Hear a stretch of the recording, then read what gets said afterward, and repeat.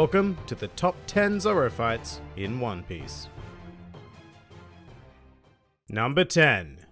Zoro vs. Ohm. We are going to commence proceedings in the realm of the sky against a breeder by the name of Ohm. During NL's death game, Zoro became caught in Ohm's ordeal of iron, the survival rate of which was 0%. And initially this was quite a tough match for the Straw Hat Swordsman because he had to contend with the iron traps laid all around the battlefield as well as Ohm's gigantic fighting dog Holy. Furthermore, after dealing with those, Zoro had to very quickly adapt to Ohm's Sky Sword as well as his advanced use of observation haki in a time long before the Straw Hats had any comprehension of haki whatsoever. Although in the end, none of that really mattered, as Zoro simply took Ohm's attack head-on with his 108-pound cannon, negating the Sky Breeder's strike and proceeding to defeat him in a single slash, which is a classic Zoro motif in battle. Lose during the beginning, lose in the middle, and triumphantly overcome an opponent right at the end. Number 9.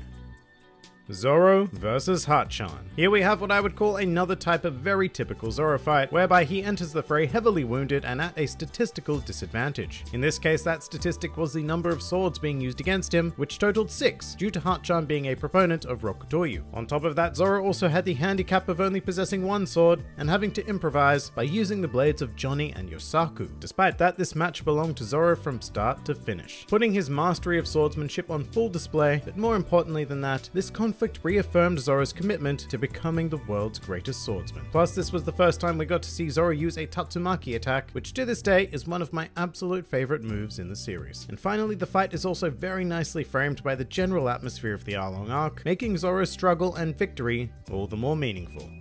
Number 8. Zoro vs. Hody Jones. And in another stunning display of pure dominance, we have the short-lived conflict against the primary antagonist of Fishman Island, Hody Jones. Now, as the unofficial, but as we all know is true, first mate of the Straw Hats, from time to time Zoro has the honor of taking on opponents that are generally reserved for Luffy. However, in these cases you don't generally expect Zoro to win, and here he essentially did just that. After deciding to submerge himself in water to take on the boss Fishman, Zoro got the better of Hody in a single slash and threatened to end the entire Fishman Island arc right then and there. However, given that there was still more story to tell, Oda had to step in and tell Zoro to calm down, allowing Hody to cause more terror and eventually go on to be defeated by Luffy. But we will never forget that Zoro did it first. Number 7.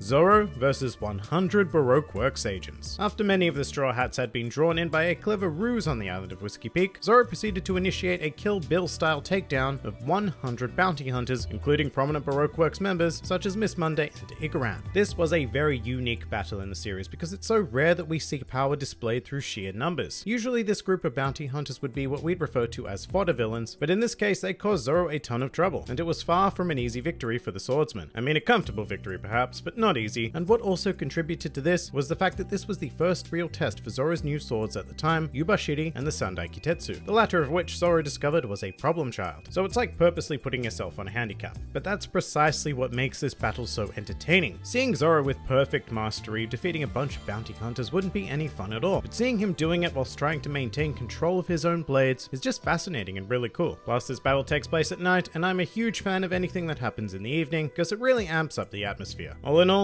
a brilliant Zoro fight. Number 6.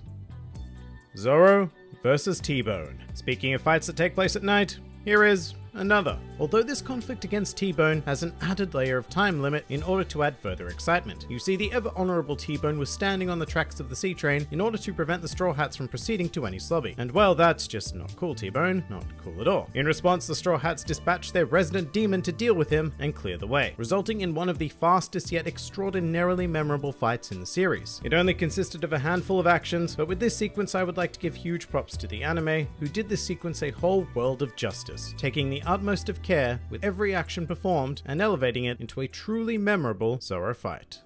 Number 5.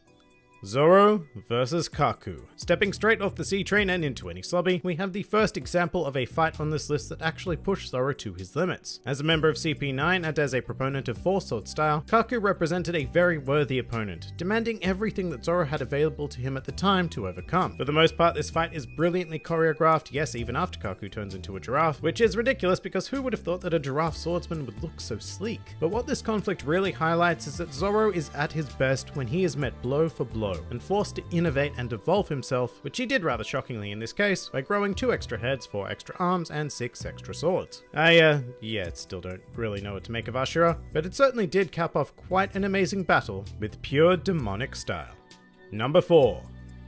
Zoro versus Pika. In this unique contest, Zoro took on his largest opponent to date, not counting Oars I guess, but unlike a lot of Zoro action sequences, this focused a lot more on thought and strategy as opposed to power and endurance. I mean, Pika was never really a true threat to Zoro. In fact, he was more like a colony of insects, that no matter how many you spray, you simply cannot rid your home of them. This fight required Zoro to observe, analyze, and counter Pika's abilities, and he performed that role to perfection, eventually luring out the Stone Insect King and defeating him with quite a classic attack actually, 3,000 worlds. And that's almost the most satisfying part of this entire engagement. Despite having been shown in the series way back in the Baratie arc, 3,000 worlds had never been used to defeat an opponent before now, so it was fantastic to see it finally achieve its intended purpose in this brilliant bout.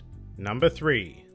Zoro versus Bartholomew Kuma. Here we have what is certainly the most unconventional fight on this list today, as Zoro took it upon himself to confront one of the 7 warlords of the sea in a desperate situation after the crew had been devastated by the aforementioned warlord's Ursa shock. And to put it simply, Kuma was not an opponent who Zoro had it in him to defeat at the time. However, that did not stop him from performing a superb Shishisonson that brought on the dramatic revelation that Kuma was in fact a cyborg. However, by far the greatest aspect of this engagement was when Kuma offered a change in terms by absorbing all of Luffy's pain and fatigue, and not only did this result in one of the finest Zoro moments of all time in regards to nothing happened, but it showed us as readers and watchers just how disgustingly durable the Straw Hat Swordsman is, pushing him to a limit that we had never seen before or since.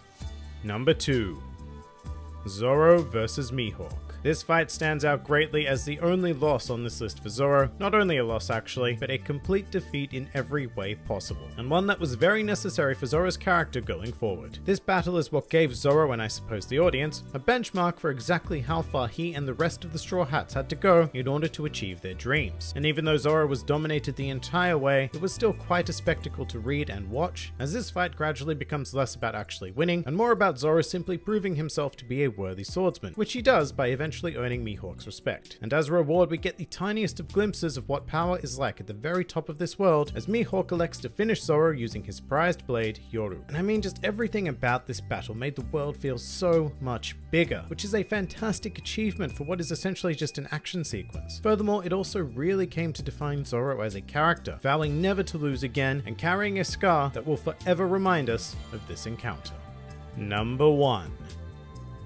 Zoro versus Daz Bones. Now, Daz Bones isn't a particularly important figure in the series, but what he represents to Zoro in this battle is one of the greatest character-defining moments in the series. Due to the power of the Super no Mi, Zoro as a swordsman was up against a hard counter, something seemingly impossible to overcome that we as readers and watchers could not help but be compelled to witness Zoro's struggle to push beyond the limits of a regular swordsman. And what a struggle it was. In fact, in my opinion, this is still Zoro's hardest fought battle to this day, with him being completely decimated for a good 99% of it. But on the brink of death is exactly where Zoro would find his answer, achieving a very enlightened sense of the world around him, and as a result the ability to cut or not cut whatever he saw fit. And with this, it was over. One strike in this enlightened state was all it took to bring down Daz Bones, and it was incredibly satisfying to see after enduring all that had happened to Zoro during the fight. This conflict in general is also one of the most well choreographed in the entire series, featuring stunning imagery that had me hooked from beginning to end. A swordsman up against an insurmountable task and pushing through it regardless. To me, this is the